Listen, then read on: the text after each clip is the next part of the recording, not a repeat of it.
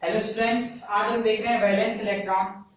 तो in the formation of molecule, हम जब मॉलिक्यूल की फॉर्मेशन की बात करें, in the formation of molecule only outer shell of electrons, जो बाहरी जो सेल के इलेक्ट्रॉन्स हैं, take a part in chemical combination, वो केमिकल कॉम्बिनेशन में भाग लेते हैं। आउटर पार्ट की बात करें कि electrons take part in the chemical combination and they are known as valence electrons, और उन्हें वैलेंस इलेक्ट्रॉन के नाम से जाना जाता है।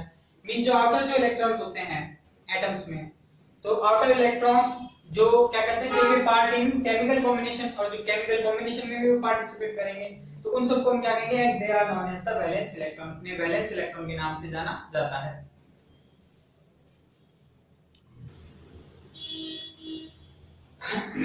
अब हम देखते हैं लुईस स्ट्रक्चर। लुईस स्ट्रक्चर में हम देखेंगे कि कैसे जो अमेरिकन केमिस्ट है, अमेरिकन केमिस्ट जीएन लुईस ने क्या किया, जीएन लुईस ने इंट्रोड्यूस किया एक सिंपल सिंबल्स उन्होंने बताया to donate the valence shell electrons in an atom. तो उन्होंने कि कैसे बात करें to donate the valence shell electron को कैसे डोनेट करते हैं इन एन एटम्स में, तो बात करें नॉन एज लुईस सिंबल, तो उसे लुईस सिंबल के नाम से जाना जाता है।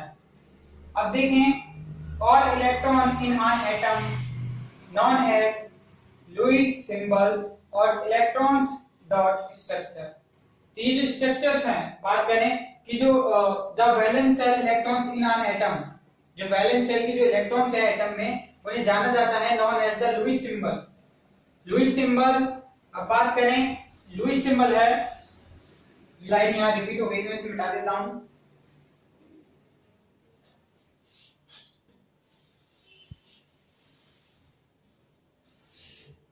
लुईस सिंबल और इलेक्ट्रॉन डॉट स्ट्रक्चर के नाम से इसे जाना जाता है। और इलेक्ट्रॉन डॉट स्ट्रक्चर में जैसे हम बात करें, जैसे लिथियम है, जैसे लिथियम की वैलेंसी, लिथियम के एटॉमिक शेल में एक इलेक्ट्रॉन, तो लिथियम की वैलेंसी 1, इसको इस तरीके से रिप्रेजेंट करेंगे। बेरिलियम में 2 इलेक्ट्रॉन्स, ओके। बोरॉन में 3 इलेक्ट्रॉन्स, तो इसकी वैलेंसी को इस तरीके से रिप्रेजेंट करेंगे। कार्बन में 4 इलेक्ट्रॉन्स, नाइट्रोजन में 5 इलेक्ट्रॉन्स, ओके।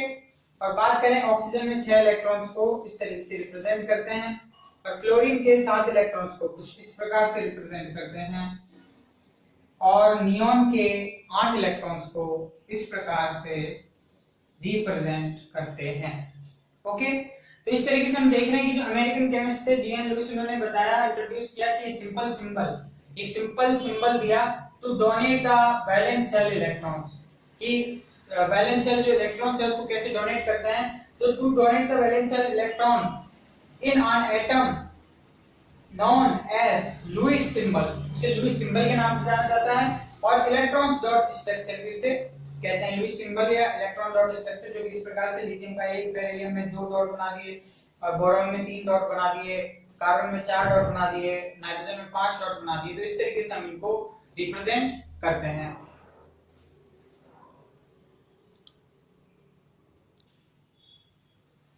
तो स्टूडेंट्स, अब हम देखते हैं ऑक्टेंट रूल। ऑक्टेंट रूल क्या है, इसके बारे में देखते हैं कि ऑक्टेंट रूल है according to the electronic theory of chemical bonding. Electronic theory of chemical bonding अगर हम देखें, तो इन केमिकल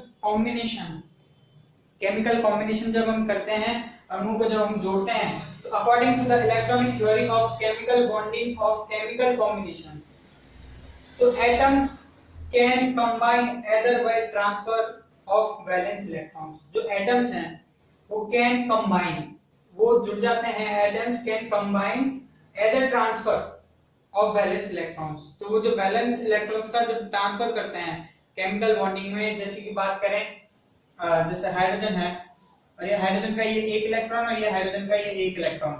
अब ये क्या करेंगे, एदर, अब ये एक्सचेंज करेंगे, ट्रांसफर करेंगे एक वैलेंस इलेक्ट्रॉन्स का। तो इस तरीके से ये केमिकल बॉन्ड का फॉर्मेशन करेंगे, ओके। इस तरीके से केमिकल बॉन्ड है, इसका फॉर्मेशन करेंगे। तो यही थ्योरी है कि according to the electronic theory of the chemical bonding of chemical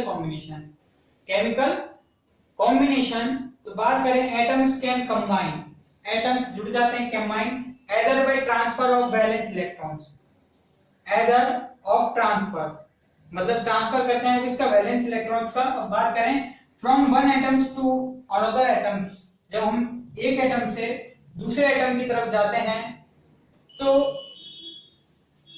बात करें गेनिंग और लूजिंग। जब एक एटम से दूसरी तरफ की तरफ जाते हैं तो एक तो इलेक्ट्रॉन्स गेन करता है, एक लूज करता है। तो बात करें गेन करना, लूज करना, और बात करें sharing of valence electrons in order to have an octant. तो बात करें और by sharing of valence electrons, तो शेयरिंग करते हैं वो किसका, ऑफ वैलेंस इलेक्ट्रॉन्स का, in order to have an octant, अपने ऑक्टेंट को कंप्लीट करेंगे, order to have an octant in their valence shells, अपने वैलेंस सेल्स में, एंड बिकम्स स्टेबल, और वो स्टेबल हो जाते हैं। तो इस तरीके से हम देखें कि according to the electronic theory of chemical bonding, अगर हम electronic theory of the chemical bonding देखें तो of combination atoms can combine, atoms combine होते हैं either by the transfer of the valence electron, अपने इलेक्ट्रॉन्स को ट्रांसफर करके from one atom to another atom, gaining या लूजिंग करके electrons को, और by the sharing of valence electron, और क्या करते हैं, शेयरिंग करते हैं वैलेंस इलेक्ट्रॉन्स का, in order to have an octant, अपने ऑक्टेंट को कंप्लीट करने के लिए, इन वैलेंस सेल्स, और बिकेम स्टेबल। तो अपने ऑक्टेंट को क्या करते हैं, कंप्लीट करते हैं, और क्या हो जाते हैं, स्टेबल हो जाते हैं। जैसे ऑक्टेंट को एक एग्जांपल की बात करें, जैसे Cl है, Cl बात करें, जैसे इसमें 1 2 3 4 5 6 1 2 3 4 5 6 और 1 2, इस तरीके से एक इलेक्ट्रॉन की हमने शेयरिंग की, तो 1 2 ये 5 6 8 और ये कंप्लीट हो गया। ओके, तो बात करें इस तरीके से according to the electronic configuration, आपको ध्यान रखना है ये ऑक्टेंट रूल है, और this rule is called the octant rule. मतलब अगर उनका ऑक्टेंट कंप्लीट हो जाता है तो अष्टक पूरा हो जाता है, तो वो स्टेबल हो जाते हैं, और ज्यादातर जो नोबल गैसेस हैं उनका अष्टक पूरा होता है। ओके,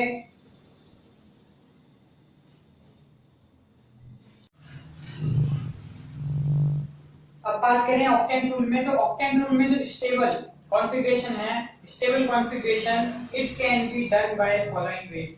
तो वो जो स्टेबल कॉन्फ़िगरेशन है वो ऐसे आता है कि formation of the ionic bonds, जब वो किसका फॉर्मेशन करता है, आयनिक बॉन्ड्स का, by complete transfer of one और मोर इलेक्ट्रॉन्स, एक या एक से ज्यादा इलेक्ट्रॉन के ट्रांसफर के द्वारा, जब हम क्या करते हैं, जब आयनिक बॉन्ड्स का जो फॉर्मेशन होता है, और ट्रांसफर द वन और more electrons from one atoms to another, एक एटम से दूसरे एटम तक ट्रांसफर करना है, वन एटम्स टू अनदर। अब बात करें फॉर्मेशन ऑफ कोवैलेंट बॉन्ड, जब कोवैलेंट बॉन्ड का फॉर्मेशन होता है, बात करें फॉर्मेशन ऑफ कोवैलेंट बॉन्ड और कोऑर्डिनेट बॉन्ड, और जब कोऑर्डिनेट बॉन्ड का फॉर्मेशन होता है तो covalent bond by sharing of electrons, तो covalent coordinate bond sharing of electrons का क्या होता है, फॉर्मेशन होता है। अब हम बात करें stable configuration, it can be done by the following ways, ये निम्न तरीके से होता है, the formation of ionic bond, ionic bonds के फॉर्मेशन से, by complete transfer of the one और मोर इलेक्ट्रॉन्स, और कंप्लीट ट्रांसफर किससे, एक या एक से ज्यादा इलेक्ट्रॉन से, और from one atoms to another, एक एटम से दूसरे एटम तक। अब बात करें formation of covalent bond, covalent bond का फॉर्मेशन होता है coordinate covalent bond by sharing of electrons, coordinate covalent bond by sharing of electrons, तो sharing of electrons मतलब इलेक्ट्रॉन्स को शेयर करके उसका बॉन्ड का फॉर्मेशन होता है। ओके,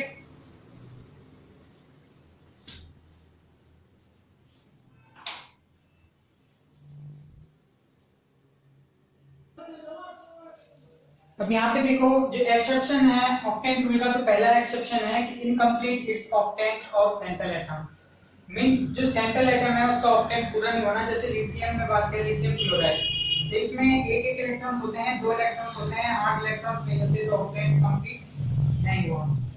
अब बात करें जैसे मतलब कि 4 जो इलेक्ट्रॉन्स हैं वो मतलब कम से कम तो उनके कंप्लीट होने चाहिए, तो वो कंप्लीट नहीं होते हैं। और यहाँ पे बात करें जैसे BeH2 की, तो यहाँ पे भी दो इलेक्ट्रॉन्स होते हैं, लेकिन इनका जो ऑक्टेंट है वो कंप्लीट नहीं होता। ओके, और जैसे यहाँ पे बात करें तो यहाँ पे भी ऑक्टेन कंप्लीट नहीं होता, लेकिन फिर भी क्या है, ये मॉलिक्यूल का फॉर्मेशन होता है ना। मॉलिक्यूल का फॉर्मेशन होगा लेकिन ऑक्टेन कंप्लीट नहीं होगा। ओके, BeCl3, BeCl3 जब हम देखते हैं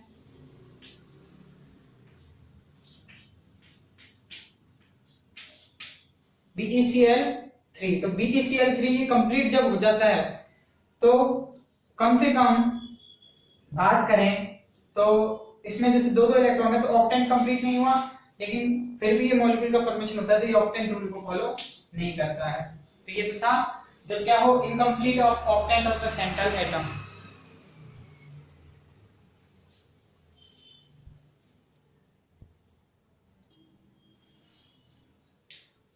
हेलो स्टूडेंट्स, अब हम देख रहे हैं इसमें द एक्सपेंडेड ऑक्टेन, मतलब ऑक्टेन क्या हो जाता है, एक्सपेंड हो जाता है, बड़ा हो जाता है। वो कैसे होता है, जब pF5 का फॉर्मेशन होता है, pF5 में जब फॉर्मेशन होता है तो pF5 के फॉर्मेशन में जैसे कि बात करें, जैसे अब ये बॉन्डिंग से जो सेंट्रल एटम है, सेंट्रल एटम में हम बात करें तो कम से कम हो रहे हैं इसमें 10 इलेक्ट्रॉन, 5 and 5 10 इलेक्ट्रॉन्स इसमें हो रहे हैं, जो कि क्या है 8 इलेक्ट्रॉन से ऑक्टेन से ज्यादा है। ज्यादा होने पर भी ये किसका, मॉलिक्यूल का फॉर्मेशन कर रहा है। यहाँ पे ऑक्टेन रूल की कमी निकलती है। और जैसे यहाँ पे बात करें SF6 में, SF6 में यहाँ पे ये 12 इलेक्ट्रॉन्स कुछ इस प्रकार से फॉर्मेशन होता है, 12 इलेक्ट्रॉन्स का। ओके, तो इस प्रकार से 12 इलेक्ट्रॉन्स का फॉर्मेशन होता है। और ये बात करें expand of the octane rule के एग्जांपल है। अब यहाँ पे देखते हैं ऑड इलेक्ट्रॉन मॉलिक्यूल, तीसरा जो पॉइंट है ऑड इलेक्ट्रॉन मॉलिक्यूल। जैसे बात करें नाइट्रिक ऑक्साइड नंबर बात करें, और बात करें नाइट्रोजन डाइऑक्साइड। नाइट्रिक ऑक्साइड में बात करें जो ऑक्टेन रूल का अगर जैसे बात करें तो यहाँ पे दोनों तरफ अलग अलग नंबर, जैसे कि 2 6 और यहाँ 7, ओके, और यहाँ पे 8, तो 7 8 दोनों तरफ अलग अलग नंबर मिल रहे हैं। यहाँ पे देखें तो यहाँ पे भी वही सेम सिचुएशन। तो इस तरीके से यहाँ पे अलग अलग जो फॉर्मेशन है ऑक्टेन रूल का अलग अलग नंबर होते हैं। तो ये था हमारा ऑक्टेन रूल और ये कुछ इसके नियम। ओके।